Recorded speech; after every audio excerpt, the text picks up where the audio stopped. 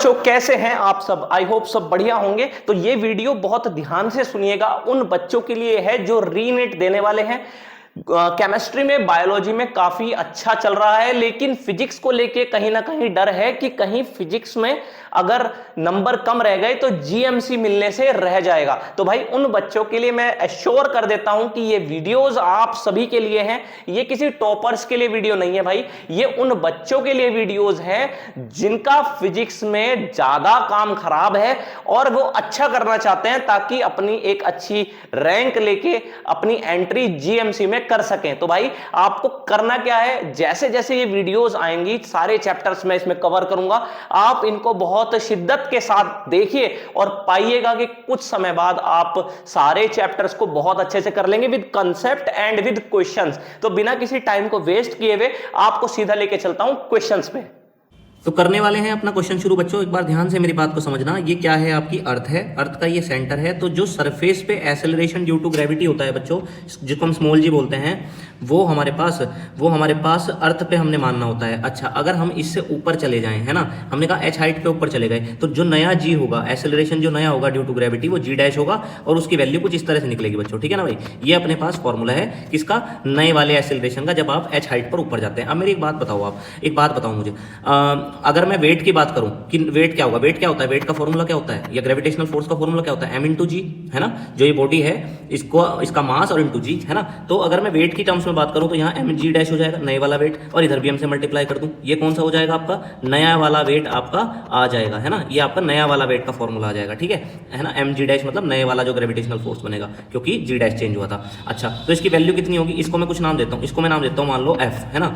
M G क्या है? हमें क्वेश्चन में क्या रखा है कि सरफेस पे जो ग्रेविटेशनल फोर्स है वो दे रखा है, वही तो mg होता है ना। तो वो कितना दे रखा है आपको? 48 दे रखा है, आपने यहाँ रख दिया। और आपसे कह रहे हैं कि आपको नया फोर्स निकालना था अगर आप कितनी हाइट पर ले गए हैं? रेडियस की 1/3, है ना, r/3 हाइट पर ले गए हैं। तो यहाँ r/3 हो जाएगा बच्चों, है ना, और यहाँ स्क्वायर है, तो ये क्या हो जाएगा अपने पास? बताओ भैया, 48, अरे भैया r हो जाएगा, और आप इसको सोल्व करोगे तो ये आ जाएगा, ये आ जाएगा, है ना भाई। अच्छा, तो 48, है ना, r से r कैंसिल हो जाएगा, ये ऊपर चला जाएगा, तो 3 का स्क्वायर 9 और ये 16 हो जाएगा, ये 3 बार कैंसिल हो जाएगा, आंसर आ जाएगा 27 न्यूटन।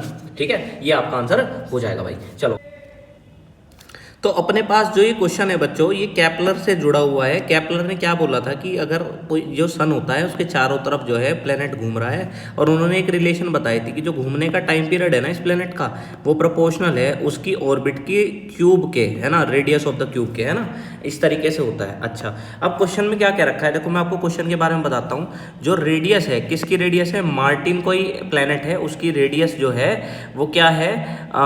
मरकरी की रेडियस की 4 गुना है ना। तो अगर मरकरी की रेडियस अगर क्या है? r है, तो मार्टिन की रेडियस कितनी है? 4r है। ये क्वेश्चन में बोल दिया। और आपसे क्या कहा? Martin year is 687 earth days, है ना। तो जो मार्टिन पे जो समय लगता है ना, वो कितना लगता है घूमने में? वो कितना लगता है एक चक्कर में? ईयर में मतलब एक चक्कर में कितना समय लगता है? 687 अर्थ डेज का समय लगता है ना। किस पे? मार्टिन पे, है ना, 687 earth days. Then which of the following is the length of 1 year on the Mercury? तो मरकरी पे कितना समय लगेगा, ये आपका सवाल है, आपसे यहाँ पे पूछ लिया है। इस तरीके से क्वेश्चन है। अब T square directly proportional R का क्यूब है। अगर मैं बात करूँ मरकरी की, तो मरकरी के लिए क्या कंडीशन बनेगी? टी स्क्वायर, प्रोपोर्शनल का साइन हटा है, के आर का क्यूब, है कि नहीं भाई। और अगर मैं मार्टिन की बात करूं तो मार्टिन क्या है? रेडियस कितनी है? 4r, और ये कितना है? 687। तो 687 का स्क्वायर इक्वल्स टू 4r का क्यूब और इंटू में के, है ना, वही जैसे ऊपर करा था। अच्छा, दोनों इक्वेशन को क्या कर देंगे? एक दूसरे से डिवाइड कर देंगे बच्चों। जब आप दोनों इक्वेशन को डिवाइड करें, के से तो के हट जाएगा, है ना। तो ये क्या हो जाएगा? टी स्क्वायर, यहाँ क्या हो जाएगा? 687 का स्क्वायर, है ना, 687 का स्क्वायर, यहाँ कितना हो जाएगा? r का क्यूब अपॉन हो जाएगा 64r का क्यूब, है ना। तो ये इससे कैंसिल हो जाएगा, ठीक है। अब यहाँ पे क्या हो जाएगा? टी स्क्वायर अपॉन में क्या हो जाएगा? 687 का स्क्वायर, और इधर क्या हो जाएगा अपने पास? 1/64। तो इसको जब आप स्क्वायर को दूसरी तरफ पहुँचाएंगे तो ये रूट हो जाएगा इधर, तो क्या हो जाएगा? t/687 इक्वल्स टू कितना हो जाएगा? जब आप 64 का रूट निकालेंगे 8 हो जाएगा। तो जब t निकालेंगे तो टाइम पीरियड कितना आ जाएगा? 687 अपॉन 8 हो जाएगा। जब आप इसको डिवाइड करेंगे बच्चों तो 8 का कितना हो जाएगा? 64, कितना बचेगा? 64 जब आप चलाएंगे 4 बचेगा, यहाँ 47 है तो कितना चल जाएगा? 47 हो गया, तो 8 6 जा 48 होता है ना, 8 5 जा 40 होता है ना, तो 85 पॉइंट समथिंग इसका आंसर बनेगा, यानी कि लगभग इसका आंसर किसके आसपास जाएगा, ए के आसपास, तो इसका आंसर ए हो जाएगा। समझ में आ गया आपको? ये क्वेश्चन इंपॉर्टेंट है, इसको तैयार कर लेना।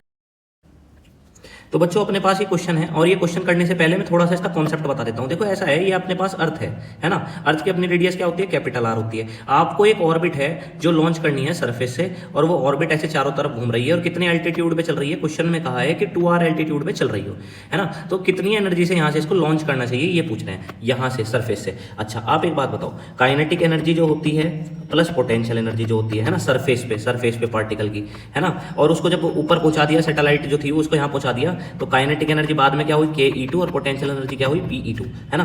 काइनेटिक एनर्जी जो होती है अपने पास, ये जो है हमें चाहिए, पोटेंशियल एनर्जी पहले से ही हमें पता है, सरफेस पे याद कर लो कितनी होती है, माइनस का gm/r होती है।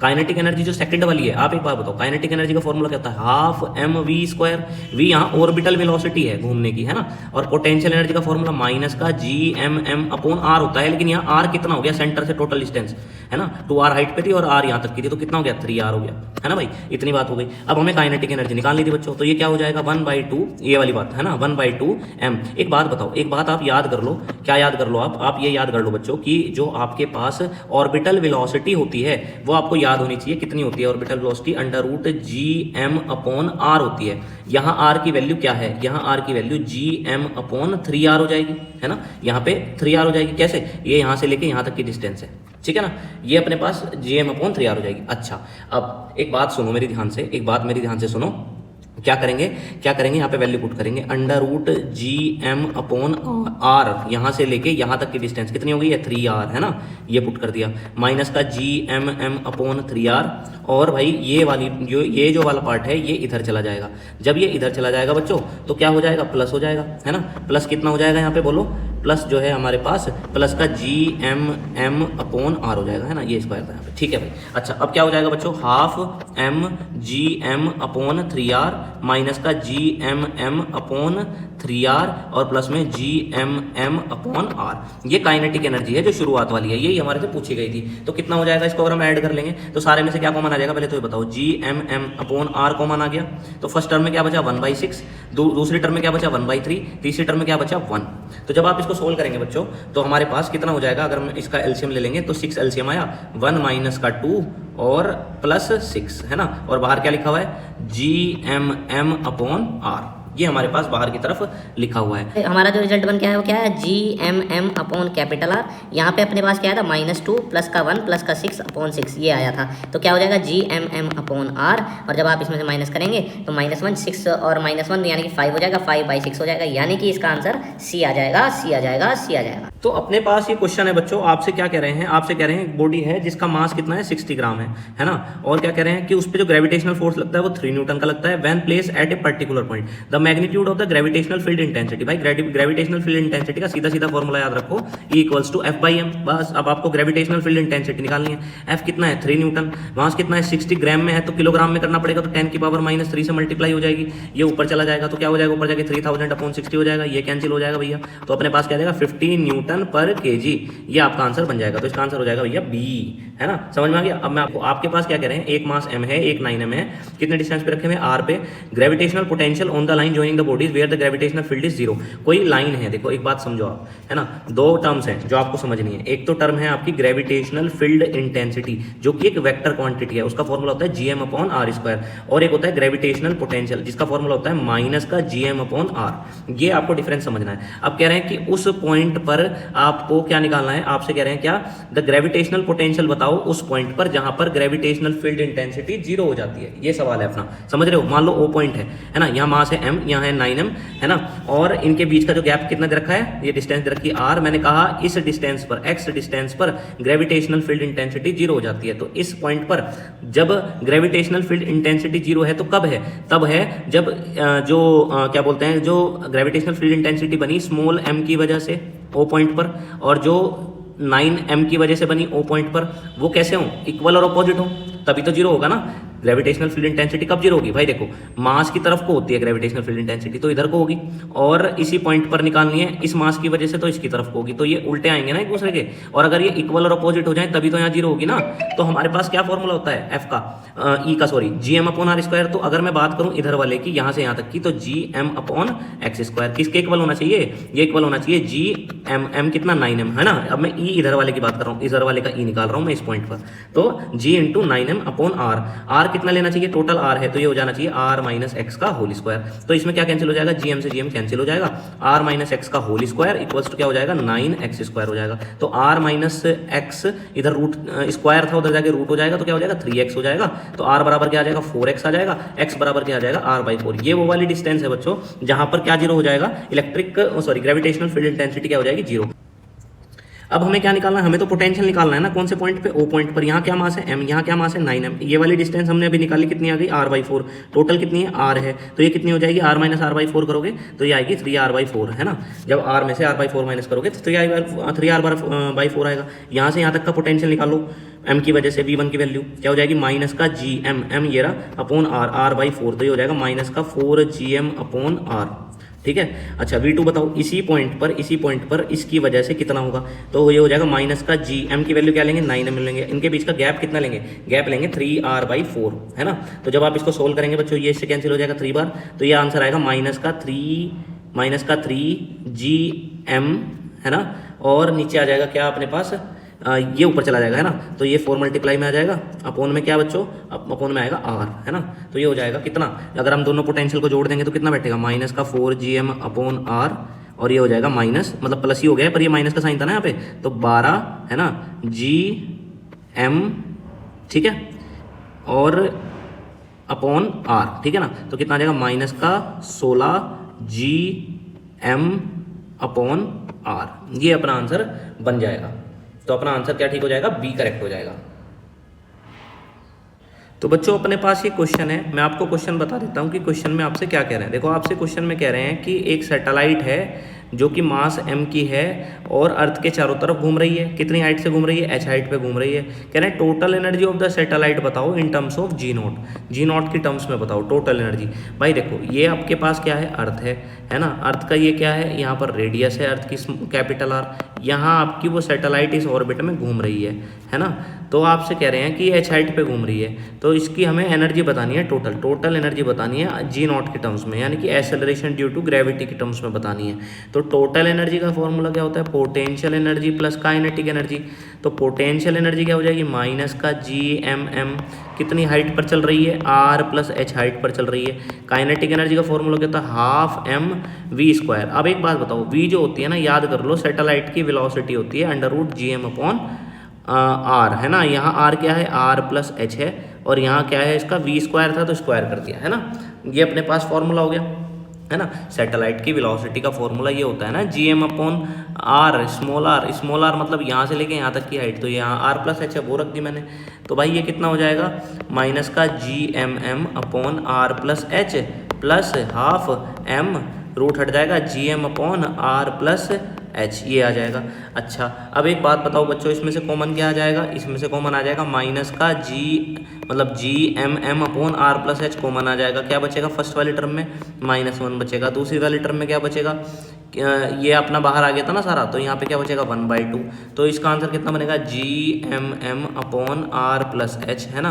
अंदर क्या बचेगा माइनस का 1/2 है ना, माइनस का 1/2, यानी कि कितना बन जाएगा आंसर हमारा माइनस का gmm अपॉन क्या बन जाएगा, यहाँ पर आ जाएगा अपने पास 2r प्लस h। अब आपको जी नॉट में आंसर लाना है, तो भैया हमें क्या पता है, हमें पता है स्मॉल जी की value gm upon r square होती है। तो gm बराबर क्या हो जाएगा small ji into are square. तो जहाँ gm लिखा हुआ है वहाँ के क्या लिख दोगे आप, यहाँ लिख दोगे आप small ji into are square into m upon 2r plus h, ठीक है ना। तो अपना ऑप्शन देखो सेकंड वाला सही हो जाएगा, चेक कर लो, m है ना G R square upon 2r plus h और माइनस में आया, ठीक है ना। ये अपना आंसर।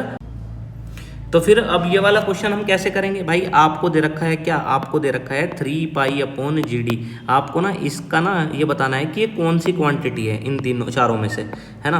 तो आप इसको डायमेंशनल फॉर्मूला से कर लो बच्चों, है ना। तो 3π, इसकी तो कोई वो नहीं होती यूनिट्स, नीचे क्या बचा 1/GD। जी क्या होता है? Gravitational constant. भाई इसका फॉर्मूला याद रख लो, m-1 L⁻³ T-2 ये होता है। और आपका जो डेंसिटी है उसका फॉर्मूला क्या होता है? ml-3, है ना। ये डायमेंशनल फॉर्मूला में आपने पढ़े होंगे, ये इंपॉर्टेंट है, इससे आसान हो जाएगा क्वेश्चन। ये इससे कैंसिल हो जाएगा बच्चों, ये इससे कैंसिल हो जाएगा। तो नीचे क्या बचा 1/T⁻²। जब ये ऊपर चला जाएगा तो क्या हो जाएगा T²। तो ये कौन सी क्वांटिटी होगी? ये आपकी ए हो जाएगी, है ना। देखो यहाँ पे जो मेन पर्पज है ना, मेरा जो वीडियोस आपके लिए लेके आ रहा हूँ, इनका मेन पर्पज है उन बच्चों की हेल्प करना जो केमिस्ट्री और बायोलॉजी में बहुत अच्छा कर रहे हैं, लेकिन उनको फिजिक्स की वजह से डर लग रहा है कि उनका कहीं सिलेक्शन रुक ना जाए। तो उनके लिए वीडियोस बहुत काम की हैं। और भाई ऐसा नहीं है कि जो क्वेश्चंस होते हैं वे रिपीट नहीं होते, रिपीट भी बहुत क्वेश्चंस होते हैं। तो अगर आप इनको अच्छे से करेंगे तो आपको बहुत ज़्यादा हेल्प मिलेगी। आपका बेसिक्स भी सुधार दूंगा और साथ साथ इसके PYQ की प्रैक्टिस भी करा दूंगा। तो ये करते रहो, आगे बढ़ते रहो, सारी चीज़ें टाइमली हो जाएंगी। चलो भाई, अब मैं नेक्स्ट क्वेश्चन पे लेके चलता हूँ बच्चों। ये आपका क्वेश्चन डायमेंशनल फार्मूला से ही है। अगर आपको डायमेंशनल फार्मूला पढ़ना है भाई, उसके लिए मैं अलग से वीडियो बनाऊंगा। फिलहाल के लिए आपको कुछ बातें बता देता हूँ। देखो क्या, जैसे जो एनर्जी होती है, कोई भी तरह की एनर्जी हो, उसका फॉर्मूला याद रखेंगे हम, ml² T-2। ये एनर्जी का फॉर्मूला होता है। अच्छा, फिर और क्या याद रखेंगे? आपके पास एनर्जी का फॉर्मूला तो ये हो गया, है ना। और पोटेंशियल का फॉर्मूला क्या होता है? पोटेंशियल का फॉर्मूला होता है वर्क डन अपॉन मास। अब वर्क जो होता है वो एनर्जी के इक्वल होता है, तो क्या हो जाएगा ml² T-2। मास का क्या हो जाएगा m, ये इससे कैंसिल हो जाएगा। तो पोटेंशियल का क्या बनेगा डायमेंशन? L² T-2। ये पहले वाली किसकी है? ग्रेविटेशनल पोटेंशियल एनर्जी की। ये किसका आया? पोटेंशियल का आ गया। फिर इसके बाद आपके पास वर्ड आता है ग्रेविटेशनल फील्ड इंटेंसिटी, वो होता है F/m। फोर्स का डायमेंशनल फॉर्मूला याद रखना है बच्चों, ml⁻², है ना। कुछ जनरल फॉर्मूले हैं, इन्हें याद कर लो। अगर आपको कुछ नहीं आता तो फोर्स का याद कर लो ml⁻², एनर्जी का याद कर लो ml² T-2। ये आपको कहीं ना कहीं मिल जाएंगे। और एक जी का याद कर लो, m-1 L⁻³ T-2, है ना। इन्हीं से काम बन जाएगा इस चैप्टर में। अच्छा, ये है, नीचे मास है, तो ये क्या हो जाएगा L⁻²। तो ग्रेविटेशनल फील्ड इंटेंसिटी का भी मैंने बना दिया, है ना। तो ग्रेविटेशनल कांस्टेंट का मैंने आपको कहा याद कर लो, क्या बताया मैंने? m-1 L⁻³ T-2। तो हमें इन्हें मैच कराना है। ग्रेविटेशनल कांस्टेंट का किससे मैच हो जाएगा बताओ? m-1 L⁻³ T-2 से। ग्रेविटेशनल पोटेंशियल एनर्जी का मैंने कितनी बताई? ml² T-2। ग्रेविटेशनल पोटेंशियल का कितना बनाया था मैंने? ग्रेविटेशनल पोटेंशियल का बताओ कितना बनाया था हमने L² T-2। तो ये रहा L² T-2। और ग्रेविटेशनल फील्ड इंटेंसिटी का हमने बनाया था LT-2, ठीक है ना। तो हमारे पास क्या होगा? फर्स्ट वाला किससे कनेक्ट हुआ जाके? सेकंड वाले से, है ना। और आपका सेकंड वाला किससे कनेक्ट हुआ जाके? फोर्थ वाले से। और आपका जो थर्ड वाला कनेक्ट हुआ जाके वो किससे हुआ बच्चों? थर्ड वाला हुआ आपका फर्स्ट वाले से। और फोर्थ वाला किससे कनेक्ट हुआ जाके? आपका थर्ड वाले से। ऐसे तो आपका क्वेश्चन ये हो जाएंगे, सेकंड, फोर्थ, फर्स्ट, थर्ड। देखो कहीं पे है क्या? Second, fourth, first, third. तो इसका आंसर बी हो जाएगा, ठीक है ना बच्चों। ये अपना सवाल हो गया। तो बच्चों हमें ये क्वेश्चन करना है, ये हमारी अर्थ है, अर्थ की रेडियस क्या है? कैपिटल R है। अगर हम उससे h हाइट ऊपर जाएं तो g चेंज हो जाता है, g' जो हो जाता है वो g की, जो नया वाला g है उसको हम g' बोल देते हैं ना। तो जो कि हमारी वैल्यू उसकी इतनी होती है, g × R/R+h²। जी यहाँ सरफेस पे जो एक्सेलरेशन ड्यू टू ग्रेविटी है वो है। तो g' = बच्चों g की वैल्यू। अच्छा, इन्होंने वेट दे रखा है सरफेस पे, है ना। तो नया वेट पूछ रहे हैं, जब आप कितनी हाइट पे चले जाएं, half of the radius of अर्थ की हाइट पे, मतलब इतनी हाइट पे और ऊपर चले जाएं, तो वेट पूछ रहे हैं नया। तो वेट क्या होता है? वेट का फॉर्मूला तो mg होता है। तो जब नए वेट की बात करेंगे तो mg' हो जाएगा, दोनों तरफ m से मैंने मल्टीप्लाई कर दी, है ना। तो ये अपने पास ऐसे हो जाएगा, है कि नहीं भाई? ये ऐसे हो गया। अच्छा, mg क्या है? पुराने वाला वेट है जो कि 72 दे रखा है क्वेश्चन में। और R+h की वैल्यू क्या दे रखी है क्वेश्चन में? ये कह रहे हैं इक्वल हाइट जो है equal to the half of the radius of earth है। तो यानी कि R/2 ले लेंगे, है ना भाई। और इसका स्क्वायर है यहाँ पे, ठीक है। तो ये क्या हो जाएगा अगले लाइन में? 72। यहाँ क्या हो जाएगा? R²। और नीचे कितना आ जाएगा? 3R/2 का स्क्वायर, है ना। तो जब आप इसको सोल्व करेंगे तो कितना हो जाएगा? 72R² upon 9R²। और ऊपर चला जाएगा 4 ये कैंसिल हो जाएगा। ये इससे 9 8 से 72, यानी कि 32 न्यूटन इसका आंसर आ जाएगा, ठीक है। चलो भाई नेक्स्ट क्वेश्चन पे लेके चलता हूँ। अब की बार देखो, अब की बार धरती के अंदर जा रहे हैं। तो फॉर्मूला बस ये याद रखो कि जो g बनेगा बनने वाला, जिसको हम g' बोलेंगे, वो g जो है सरफेस वाला जो है उसका, यहाँ पर पहले क्या होता था? पहले होता था 2h/r। यहाँ पे ले लेना d/r या फिर h/r, है ना। h यहाँ पर डेप्थ है, डेप्थ है ना, डेप्थ जो है कहाँ से, सरफेस से, वो है।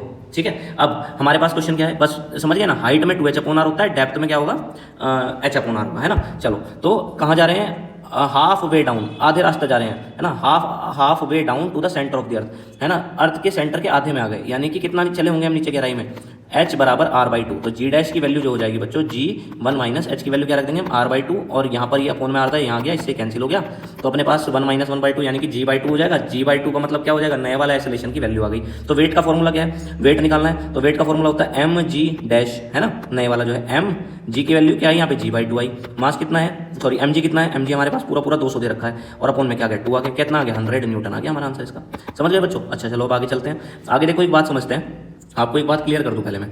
देखो हमें अगर क्वेश्चन में कहा गया है क्या, acceleration due to gravity at a height 1 kilometre above the earth is same at a depth d below the surface of earth, यानी कि अगर आप h हाइट पर ऊपर जाएं तो तब भी उतना ही g मिल रहा है, g डैश मान लिया, और अगर आप नीचे जा रहे हैं तो नीचे जब आप जाएंगे अर्थ के सेंटर की तरफ को d डेप्थ पे, तो तब भी आपको जो है सेम g मिल रहा है। तो g डैश अगर हम ऊपर के हिसाब से देखें तो क्या बनेगा, g1 माइनस 2h/r बनेगा, और अगर आप बात किससे करें, अगर आप बात करें डेप्थ के हिसाब से तो g1 माइनस h/r बनेगा, है ना, सरफेस से नीचे की तरफ को जा रहे हैं, है ना। डेप्थ यहाँ मैंने जो d है वो मैंने h मान रखी है, तुम d मान लो, एक ही बात है ना, ये चीज़ हो गया। अच्छा तो अब हमारे से ये दोनों कह रहे हैं कि दोनों वाली वैल्यू सेम बन रही है, अगर ये दोनों वैल्यू सेम बन रही हैं तो 1 माइनस 2h/r ये हमारी ऊपर की वैल्यू हो गई, और इक्वल किसके, नीचे गहराई वाली की 1 माइनस क्या है यहाँ पे d/r है।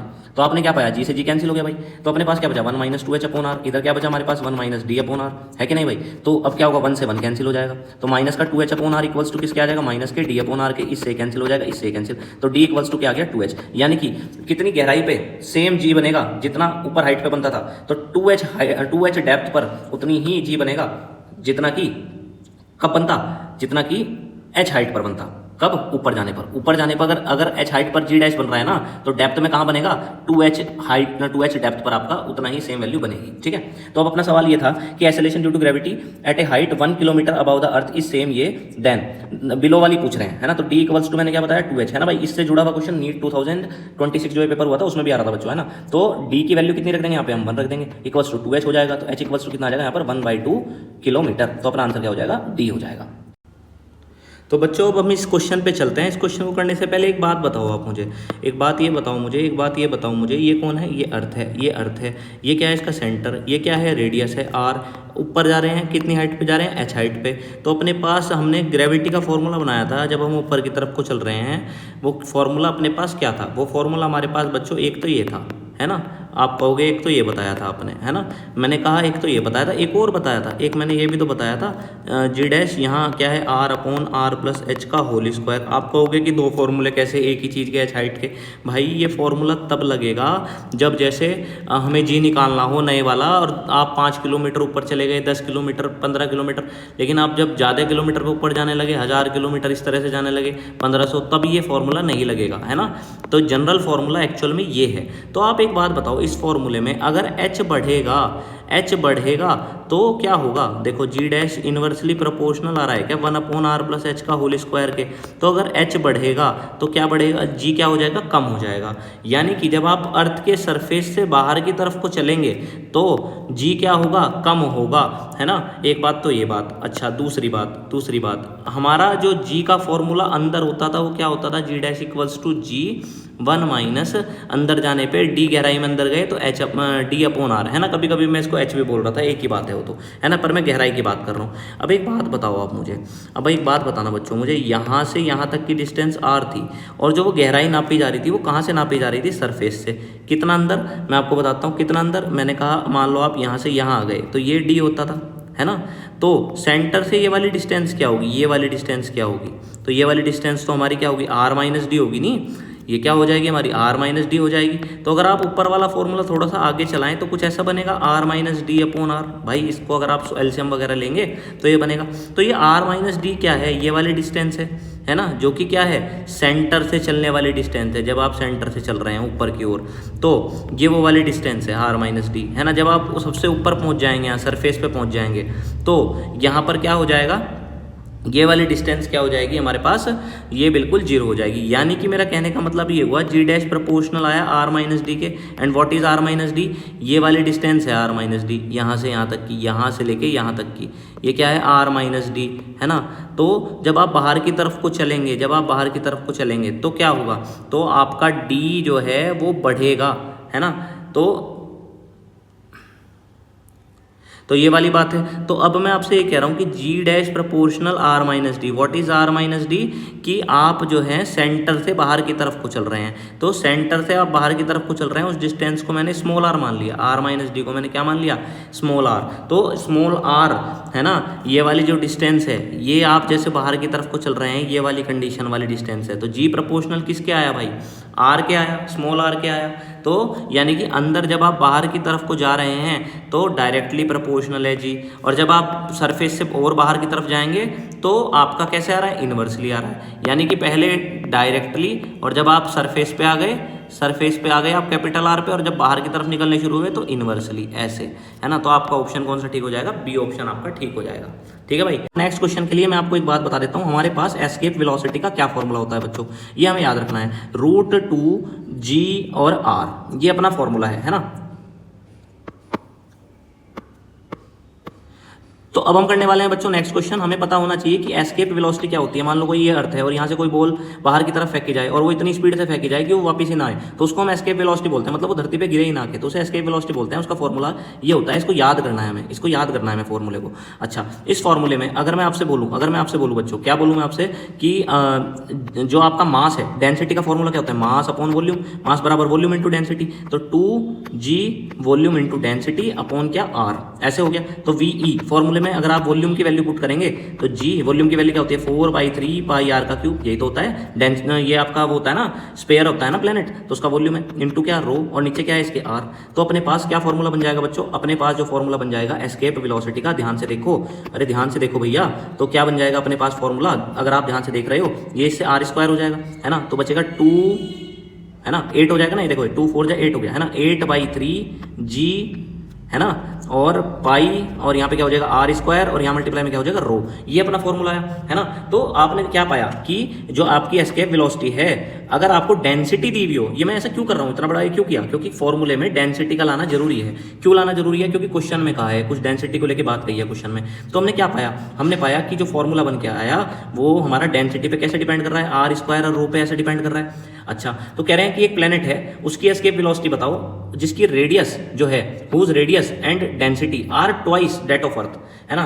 तो अर्थ वाली ये है, तो जो प्लेनेट की होगी वो कितनी हो जाएगी, ट्वाइस जो है, रेडियस ट्वाइस है तो 2r हो जाएगा होल स्क्वायर, और डेंसिटी भी ट्वाइस है तो ये 2 रो हो जाएगी। तो ये कितना बैठ जाएगा आपका, प्लेनेट की जो एस्केप वेलोसिटी बनेगी यहाँ से, वो बैठेगी हमारे पास कितनी, 8r स्क्वायर रो, और ये क्या होता है, ये यहाँ पे क्या हो जाएगा vp, है ना। अंदर क्या बचा, ये रूट 8 है तो ये तो 2√2 हो जाएगा 12 के, और ये under root are square rho तो अर्थ वाली वेलोसिटी थी ना। तो क्या रिलेशन आ गई अपने पास, ये वाली रिलेशन आ गई, देखो, है ना। तो आपसे रेशो पूछ रखा था किस का, किसकी एस्केप वेलोसिटी का रेशो पूछ रखा है, अर्थ वाली की, और कोई प्लेनेट है उसकी, तो अर्थ अपॉन प्लेनेट के नीचे आ जाएगा। तो आंसर बन जाएगा 1:2√2। तो इसका आंसर क्या हो जाएगा हमारे पास, इसका आंसर हो जाएगा डी। तो अपना ये क्वेश्चन है बच्चों, देखो अगर मैं इसको लेंदी वे से करूँ तो ये बहुत बड़ा क्वेश्चन बन जाएगा, लेकिन मैं इसको आपको एक शॉर्ट ट्रिक बताता हूँ। देखो, आपकी कोई बॉडी है जो सरफेस से आप ऊपर लेके जा रहे हैं, तो आपसे कह रहे हैं कि जो आपको बताना है वर्क डन कितना करना पड़ा, है ना। तो आपसे ये पूछ रखा है वर्क डन, है ना। तो वर्क डन का फॉर्मूला आपका सीधा सीधा ये होता है, आप इसको ऐसे याद कर सकते हैं कि जो वर्क डन होगा या चेंज इन पोटेंशियल एनर्जी होगी, उसका सीधा सीधा आप फॉर्मूला याद कर लें, mgh अपॉन 1 + h/r। ये फॉर्मूला आप याद कर लें, आपका फट से क्वेश्चन हो जाएगा। नहीं, अगर आप बड़ा मेथड आपको मैं लगाने लगा तो उसमें टाइम लग जाएगा बच्चों। अभी फिलहाल उसका कोई मतलब यहाँ पर नहीं बैठता। तो अभी फिलहाल जैसे मैं बता रहा हूँ ऐसे लीजिए, जब कोई बॉडी सरफेस से ऊपर की तरफ जा रही है तो उसने जो पोटेंशियल एनर्जी, जो उसकी पोटेंशियल एनर्जी में चेंज आया है या जो वर्क हुआ है वो इतना होता है। अच्छा, कितनी हाइट पे ऊपर ले गए हैं, क्वेश्चन में कहा है कि रेडियस ऑफ अर्थ जितनी हाइट पे ऊपर ले गए तो एच की वैल्यू भी यहाँ पर आर हो जाएगी, तो ये r/r1 हो जाएगा। तो कितना हो जाएगा mgh, है ना, अपॉन 2, और h की जगह क्या लिख देंगे, हम r लिख देंगे, तो mgr/2। तो आंसर हो जाएगा इसका ये। आई होप आपने भाई इसके सारे क्वेश्चन जो मैंने आपको ग्रेविटेशन कराए हैं बच्चों कर लिए होंगे, इंपॉर्टेंट है, ध्यान से करिएगा, दोबारा देखिएगा, करिएगा, दोबारा देखिएगा, आपकी बहुत ज्यादा हेल्प हो जाएगी बच्चों। और आपको मैं मिलने वाला हूँ नेक्स्ट सेशन में, नेक्स्ट क्लास में। आपको क्या करना है भाई, इसको वीडियोस को ज़्यादा से ज़्यादा शेयर करवाया करो, लाइक किया करो, ताकि मैं आपके लिए और अच्छी वीडियोस ला सकूं और आपकी हेल्प ज़्यादा से ज़्यादा इस एग्जाम में कर सकूं। मिलता हूं नेक्स्ट वीडियो में।